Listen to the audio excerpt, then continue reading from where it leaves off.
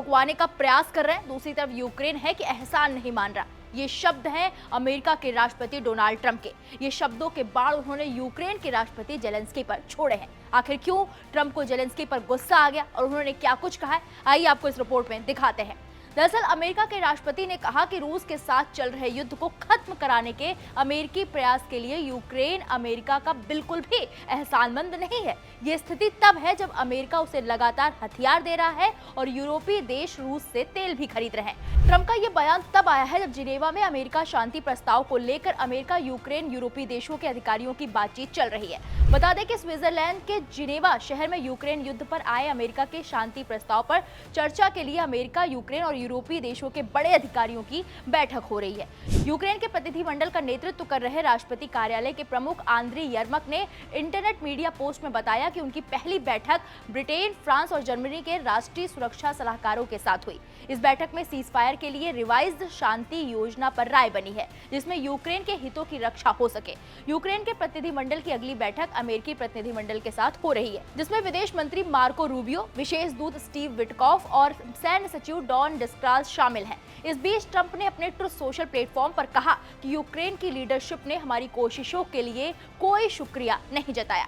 Trump के इस बयान के बाद जेलेंस्की की भी प्रतिक्रिया सामने आई है। वैसे देखा जाए तो डोनाल्ड ट्रंप यूक्रेन पर कभी नाराज रहते हैं तो कभी नरम रवैया अपनाते हैं, लेकिन इन दिनों तो जेलेंस्की से खफा ही नजर आ रहे हैं। बता दें कि ट्रंप के शुक्रिया ना अदा करने वाले पोस्ट के कुछ समय बाद ही यूक्रेन के राष्ट्रपति जेलेंस्की की ओर से एक्स पर एक पोस्ट किया गया। इस पोस्ट में लिखा गया कि यूक्रेन यूनाइटेड स्टेट्स का हर अमेरिकन दिल का और व्यक्तिगत रूप से राष्ट्रपति ट्रंप का शुक्रगुजार है, उस मदद के लिए जो जैवलिन से शुरू होकर यूक्रेन की जानें बचा रही हैं।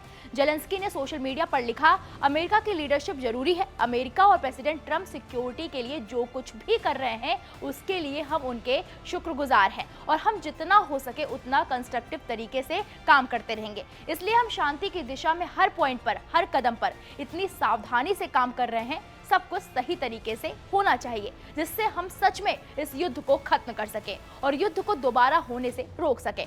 यूक्रेन के प्रेसिडेंट ने एक और लंबा मैसेज पोस्ट किया, जिसमें जंग में रूस के बर्ताव की पूरी तरह से बुराई की गई है। जेलेंस्की ने जोर देकर कहा, मॉस्को ने अकेले ही लड़ाई शुरू की और इसे खत्म करने से मना कर दिया है। प्रेसिडेंट व्लादिमीर पुतिन हमला कर रहे थे, इस बात की बिल्कुल परवाह किए बिना कि वो अपने कितने लोगों को खोते हैं और हमारे कितने लोगों को मारते हैं। उन्होंने उन साफ आदेशों की बुराई की जो रूसी कमांडरों को जैसे चाहे मारने की इजाजत देते हैं। रूस पर यूक्रेनी बच्चों को किडनैप करने का आरोप लगाया और चेतावनी दी कि क्रेमलिन एक लंबे दूरगामी संघर्ष की तैयारी कर रहा है। इसके साथ ही उन्होंने ट्रंप को थैंक यू बोलकर खुश करने की कोशिश भी की है। हालांकि ट्रंप के प्रस्ताव के बारे में जिन्हें नहीं पता, उन्हें बता दें कि अमेरिका ने युद्ध खत्म कराने के उद्देश्य से यूक्रेन को 28 बिंदुओं की शांति योजना का प्रस्ताव दिया है। इस प्रस्ताव में यूक्रेन के लिए युद्ध के दौरान रूस के कब्जे में गए डोनेस्क और लुहांस्क प्रांतों पर से दावा छोड़ने, सेना का आकार कम करने, नाटो में शामिल होने की इच्छा छोड़ने और युद्ध खत्म होने के बाद